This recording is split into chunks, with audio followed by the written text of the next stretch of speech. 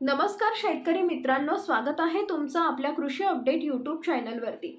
राज्यात आज पुन्हा वादळी वाऱ्याचा अवकाळी पावसाचा इशारा हवामान खात्याने दिलेला आहे। कोणत्या जिल्ह्यात पावसाचा इशारा आहे पाहण्यापूर्वी आपल्या कृषी अपडेट यूट्यूब चॅनलला सबस्क्राइब करून शेजारील बेल आयकॉन प्रेस करा। राज्यात मे महिन्यात कडाक्याचा उन्हाळा जाणवत आहे। उत्तर भारतात तापमान 47 अंशाच्या पुढे गेलंय। तशीच परिस्थिती महाराष्ट्रात अनेक ठिकाणी दिसून येते।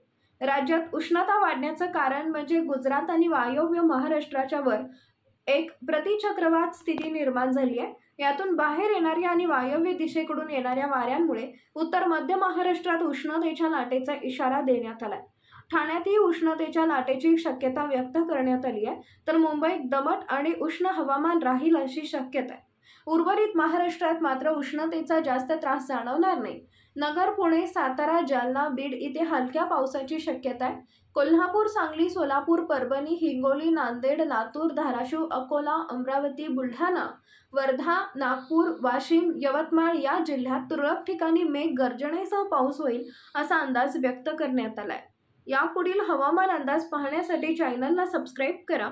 धन्यवाद।